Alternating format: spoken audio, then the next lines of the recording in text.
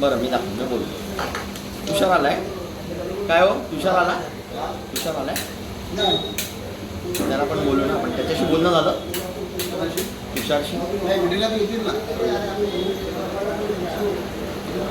म्हणूनच त्याला घेऊन आपण बोलून आपण बघूया काय ते. पण मी साहेबांशी बोलतो हा विषय. येस येस मी बोलतो.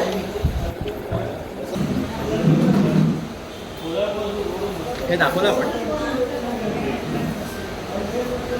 15 महिने बाकी आहेत.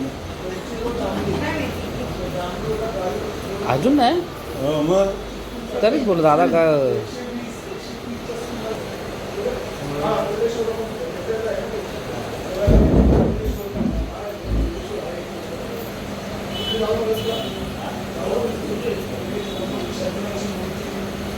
सुटल्यानंतर अर्ज दाखल करण्यात आला. मात्र आज अर्ज मागे घेण्याची शेवटची तारीख असताना सकाळीच उमेदवाराने अर्ज मागे घेतलेला आहे. आपल्याला काही या संदर्भात माहिती होती का आणि आपल्याला विश्वासात घेतलं? बघा, अभिजित पवार यांनी जो आज अर्ज मागे घेतलेला आहे त्या बाबतीत आम्हाला देखील आश्चर्य वाटलं. याच्यावरचं कारण असं आहे की त्यांचा अधिकृत उमेदवार म्हणून ज्या वेळेला फॉर्म रितसर भरायचा होता त्यावेळेला मी देखील स्वतः महाविकास आघाडीचा एक नेता म्हणून तिकडे उपस्थित होतो.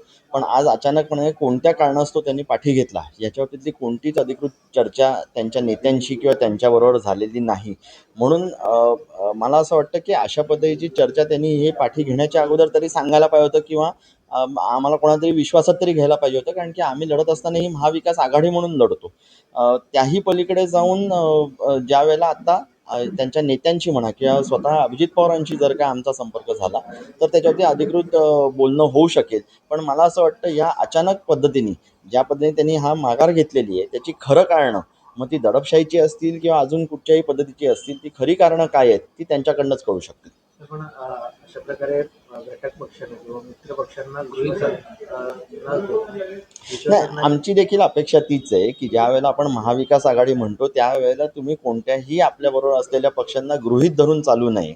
ज्या पद्धतीने तुम्ही फॉर्म भरत असताना जर का आम्हाला त्या ठिकाणी बोलवता त्याच वेळेला जेव्हा फॉर्म जर का माघार घ्यायचा होता आणि त्याच्यासाठी जर का काही विशिष्ट कारणं होती किंवा कोणत्याही पद्धतीचे काही तिकडे गोष्टी उद्भवल्या असतील ज्याच्यामुळे तुम्ही पाठी घेतात तर आम्हाला एक वेळेला सांगणं हे तुमचं कर्तव्य होतं. पण त्याही पलीकडे आत्तापर्यंत कशामुळे एवढ्या अचानक पद्धतीने पाठी घेतलं याच्यावरतीतलं काही कारण आमच्या समोर आलेलं नाही. आणि म्हणून जोपर्यंत आम्ही त्यांच्याशी चर्चा करत नाही किंवा त्यांच्या कोणत्याही नेत्याशी किंवा त्यांच्या स्वतः अभिजित पवारांबरोबर चर्चा होत नाही तोपर्यंत त्याच्यावरती भाष्य करणं चुकीचं आहे. पण सर एकीकडे मतांची कुठेतरी जुळवाजुळव झाली नसावी असं वाटतं, कारण महाविकास आघाडीचे या ठिकाणी बलाबल कमी आहे. बघा, आत्ताची जी काही ही निवडणूक या महाराष्ट्र राज्यामध्ये चाललेली आहे ती आपल्या सर्वांना परिचित आहे की ती वोटिंगची नव्हे तर सेटिंगची झालेली आहे. आणि जरी बलाबल कमी असलं तरी आपलं उद्दिष्ट असं होतं की आम्हाला ह्या निवडणुकीला सामोरं जाऊन त्यांना लढायचं होतं.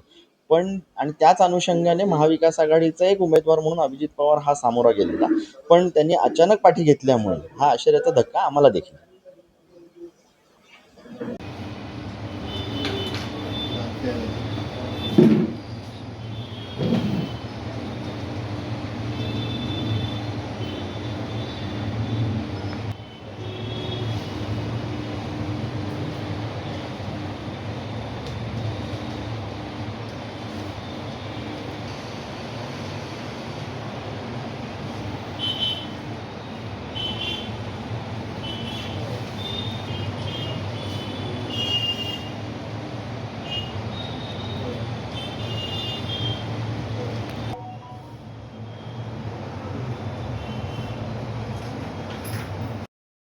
सर आज उमेदवारी अर्ज मागे घेण्याचा शेवटचा दिवस होता आणि विधान परिषदेचे महाविकास आघाडीच्या उमेदवारांनी देखील अर्ज मागे घेतलेला आहे. आपल्याला विश्वासात या ठिकाणी घेतलं होतं का महाविकास आघाडी म्हणून? काय नेमकी आपली प्रतिक्रिया? नाही, महाविकास आघाडी म्हणून उमेदवारी मागे घेताना कुठल्याही प्रकारे आम्हाला विश्वासात घेतलं नाही. परंतु फॉर्म भरण्याच्या वेळी त्यांनी ज्यावेळी कॉल केला की आपल्याला फॉर्म भरायला जायचं आहे, काहीशा उशिराने मी त्या ठिकाणी पोहोचलो आणि सर्व नेते मंडळी राष्ट्रवादी काँग्रेसची त्या ठिकाणी जिल्हाधिकारी कार्यालयाच्या इथे उभी होती आणि बाईट चालू असताना त्यांच्या मागे उभे असलेल्या नेत्यांमध्ये कुजबूज आली की हा फॉर्म कुठेतरी मागे घेतला जाईल. त्यामुळे क्षणाचाही विलंब न लावता मी त्या ठिकाणाहून निघालो. कारण राष्ट्रवादी काँग्रेसची पूर्वीची भूमिका पाहता काँग्रेसची राजकीय वाताहत करण्यामध्ये राष्ट्रवादी काँग्रेसचा हा सिंहाचा वाटा राहिलेला आहे.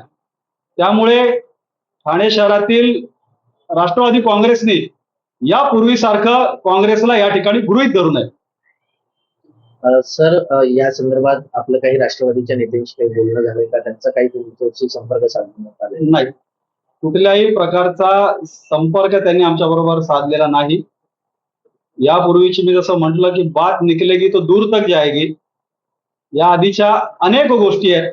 परंतु आमच्या कार्यकर्त्यांमध्ये महानगरपालिकेला जशा पद्धतीची वागणूक आम्हाला देण्यात आली आणि आमचे ठाणे शहरामध्ये जे आमचे 2 नगरसेवक होते ते 2 नगरसेवक सुद्धा राष्ट्रवादी काँग्रेसने आपल्या चिन्हावर त्या ठिकाणी लढवले आणि काँग्रेसला शून्य करण्याचं काम त्या ठिकाणी केलं गेलं. म्हणून एक ठाणे काँग्रेसचा अध्यक्ष म्हणून स्वतः वैयक्तिकरित्या आणि आमच्या कार्यकर्त्यांमध्ये अत्यंत उद्वेगाची अशी भावना या ठिकाणी आहे.